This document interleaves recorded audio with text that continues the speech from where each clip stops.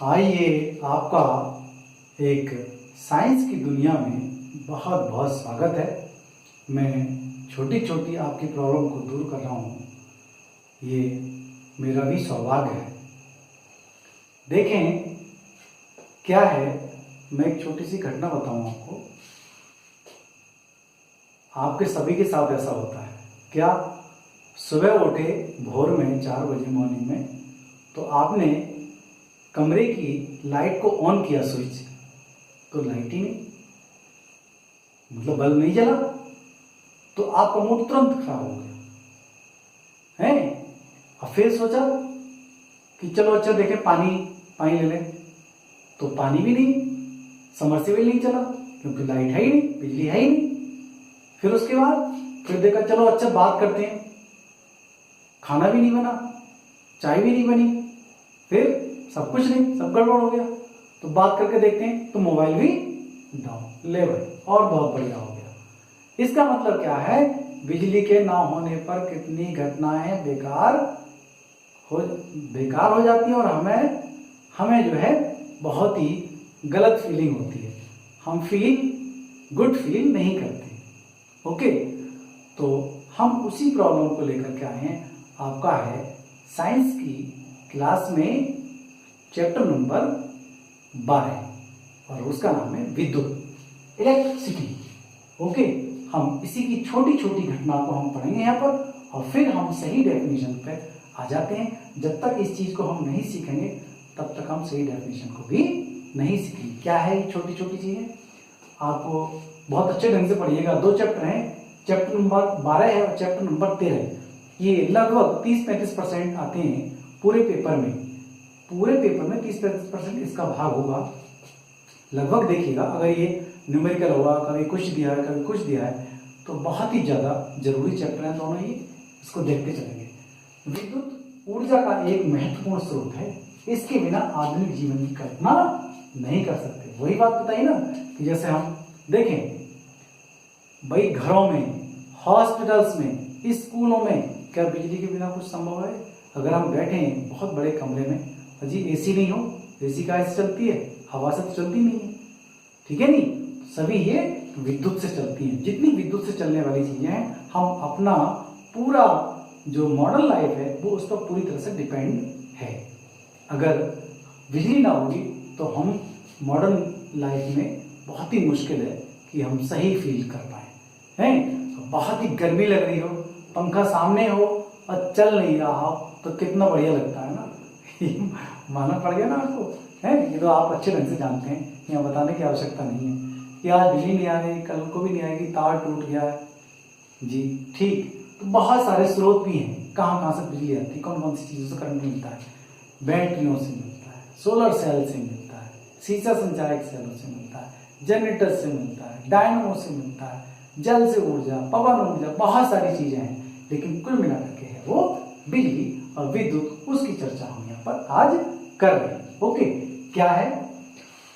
स्रोत है, इसके बिना आधुनिक जीवन की कल्पना नहीं कर सकते। देखिए, जब कांच और आगनुस, प्लास्टिक आदि ये कपड़े हैं, ठीक है नहीं, या खाल के घर्षण द्वारा आवेशित हो जाते हैं।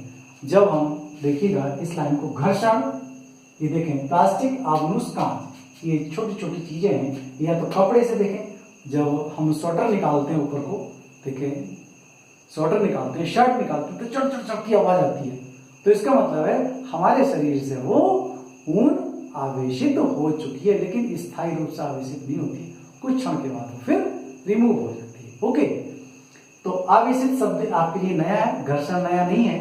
तो घर्षण से, जैसे प्लास्टिक का पेन है, ये है कोई प्लास्टिक की पेन, आप अपने बालों से रगड़ करके छोटे छोटे टुकड़े उससे आकर्षित हो जाते हैं, तो ये कोना जो है वो उससे आवेशित हो जाता है और थोड़ी देर के लिए, लेकिन ये आवेश जो है मूविंग नहीं करता, तो इसलिए करंट इसमें प्रोवाइड नहीं हो सकती, ठीक है नहीं? तो क्या है ये?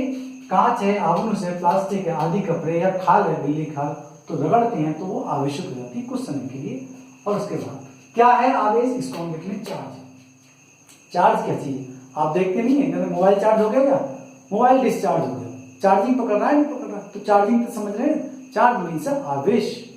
ओके, क्या है, किसी पदार्थ का वह गुण जिसके कारण उसमें विद्युत तथा चुंबकीय प्रभाव उत्पन्न होते हैं। विद्युत और चुंबकीय मतलब आवेश क्या होता है, या तो कागज को खींच रहा था नहीं खींच रहा था, तो स्वेटर की बात करें उसमें भी आवेशित हो जाता है। देखें हम अंधेरे में स्वेटर निकाला अपना तो एकदम चिंगारी से लगती है, रोशनी होती है चिंगारी, तो वो भी आवेशित चीज हुई है। देखें तो पदार्थ का ये गुण आवेश कहलाता है और इसको क्यू से लिखते हैं, इसको छोटे क्यू से भी कह सकते हैं, ये नहीं है कि बड़ा ही ये क्यू या यू, ठीक है, इसे क्यू से लिखते हैं, प्रदर्शित करते हैं। इसका मात्रक कूलाम होता है और कूलाम को हम जो है वो सी से ही लिखते हैं, ये सी, या कूलाम लिखें या सी लिखें एक ही बात है, इसे सी से लिखते हैं। ओके, अब आगे की बात को हम देखते हैं क्या है, देखूंगा पहले, हाँ देखिए, तो सी से लिखते हैं, समझ गए। अब है देखते हैं पदार्थ। पदार्थ हम जानते हैं बहुत पहले से, पदार्थ कैसे बना है, छोटे छोटे अणुओं से मिलकर, और अणु कैसे बने, परमाणु से, और परमाणु कैसे बना, इलेक्ट्रॉन, प्रोटॉन और न्यूट्रॉन से, ठीक है नहीं, ये बात तो बहुत पहले से जानते हैं, 9th में आपने पढ़ा है। तो जो कूलाम होता है, कूलाम क्या होता है, देखिए एक इसका मात्रक है, किसका, आवेश का, चार्ज का मात्रक कूलाम है, इसको सी से प्रदर्शित करते हैं, और आवेश बराबर एन ई, अर्थात ये क्यू बराबर एन ई है, ये आवेश है, और एन है इसमें इलेक्ट्रॉन की मात्रा, इलेक्ट्रॉनों की संख्या, और ई है इलेक्ट्रॉन पर आवेश। ये बात हमने पहले ही आपको बताई है 9th में। देखिए पदार्थ जो बना है इलेक्ट्रॉन से बना है, प्रोटॉन से बना है और न्यूट्रॉन से मिलकर के बना है, ठीक है। देखिए इलेक्ट्रॉन पे जो चार्ज होता है माइनस का होता है 1.6 गुणा 10 की पावर -19 कूलाम। देखो कूलाम को मैंने सी से लिख दिया, ठीक है। इसी तरह से प्रोटॉन पे चार्ज कैसा होता है, प्लस का होता है, वो भी होता है इतना ही है, ध्यान रखें। कूलाम लिख दो एक बार, चलो कूलाम या सी, ठीक है। तो होता बराबर आवेश है लेकिन विपरीत होता है, एक ऋणात्मक तो प्रोटॉन पे धनात्मक, और न्यूट्रॉन पर कोई भी आवेश नहीं होता, ये उदासीन होता है। ये बात हम पहले ही सीख चुके हैं। ओके, तो अब बात आती है कि आवेश की जो मात्रा है किस पर निर्भर करती है, वो इलेक्ट्रॉन पर निर्भर करती है। आवेश है चार्ज बराबर एन ई, जहां पर एन है इलेक्ट्रॉनों की संख्या और ई है इलेक्ट्रॉन पर आवेश। इसको याद करिएगा, बहुत ही जरूरी है। कितना, माइनस इलेक्ट्रॉन, एक इलेक्ट्रॉन पर जो आवेश होता है -1.6 गुणा 10⁻⁻19 कूलाम होता है। अब जरा यहाँ पर आ जाते हैं, आवेश कितने प्रकार का होता है, ये दिमाग में आना चाहिए। आवेश तो होता है लेकिन होता कितने प्रकार का, तो आवेश कैसे, दो प्रकार के, एक है पॉजिटिव चार्ज और एक है नेगेटिव चार्ज, एक धनावेश और एक ऋणावेश। धनावेश को धन से और ऋणावेश को इस तरह से लिखा जाता है, मैंने संकेत के रूप में आपको लिखा है। देखिए अब कांच की छड़ को यदि रेशम के कपड़े से रगड़ा जाता है, घर्षण किया जाता है, रगड़ा जाता है, देखिए ये भी धातु नहीं है, ये भी धातु नहीं है, समझ गए नहीं, तो रगड़ा जाता है तो क्या हुआ, रगड़ने से इनके अंदर थोड़ा थोड़ा चुंबक का गुण आ गया। तो क्या आ गया, देखो इस पर, कांच पर तो आ जाता है प्लस का चार्ज, तो इसका मतलब धनावेश आ गया इस पर, और रेशम पर आ जाता है ऋण आवेश। ओके, ये नेगेटिव चार्ज आ गया और कांच पर आ गया पॉजिटिव चार्ज। ओके, समझे। इसी तरह से यदि आवनुस की छड़, आवनुस एक प्रकार से लकड़ी होती है, ये केरल या भारत में पाई जाती है, विदेशों में। देखिए आवनुस एक छड़ और बिल्ली की खाल से यदि आपस में इनको रगड़ा जाता है तो बिल्ली की खाल जो है वो धनावेशित हो जाती है, और जबकि आवनुस की जो छड़ है वो ऋणावेशित हो जाती है। अब देखिए ये आवेश है बराबर तथा विपरीत होता है आवेश। देखिए जितनी मात्रा में कांच आवेशित हुआ है उतनी ही मात्रा में रेशम भी आवेशित हुआ है, बराबर और विपरीत आवेश है, एक धनावेशित होगा और एक ऋणावेशित होगा, ठीक है। अब आगे हम देखते हैं, यदि आवेश समान है, लाइक चार्ज है, समान आवेश है, ये प्लस का है प्लस का, तो दोनों रिपल करेंगे, रिपल्स होंगे, मतलब क्या होंगे, ये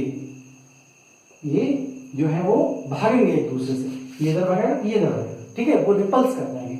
इसी तरह से माइनस माइनस आवेश है तो ये भी दूर हटेंगे, ठीक है नहीं, ये प्रतिकर्षित होंगे, आकर्षित नहीं होंगे बल्कि प्रतिकर्षित होंगे। आगे है समान असमान आवेश, अनलाइक चार्ज, तो असमान एक प्लस का ले लें और एक माइनस करेंगे। कोई दो वस्तुएं हैं, एक प्लस की चार्ज है, एक माइनस की चार्ज है, तो ये दोनों आपस में आकर्षित, ये इधर की तरफ भगेगी, ये इधर की तरफ एक दूसरे की ओर आकर्षित होगी, ये अट्रैक्टिव होगी और ये रिपल्स होगी।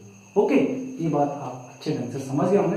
और देखिए मैं और बताऊंगा आपको, जो धनावेश की मात्रा होती है तो इलेक्ट्रॉन कांच से रेशम में गए हैं, तो यहां पर इलेक्ट्रॉनों की कमी हो गई है और उतने ही इलेक्ट्रॉनों की इधर वृद्धि हुई है।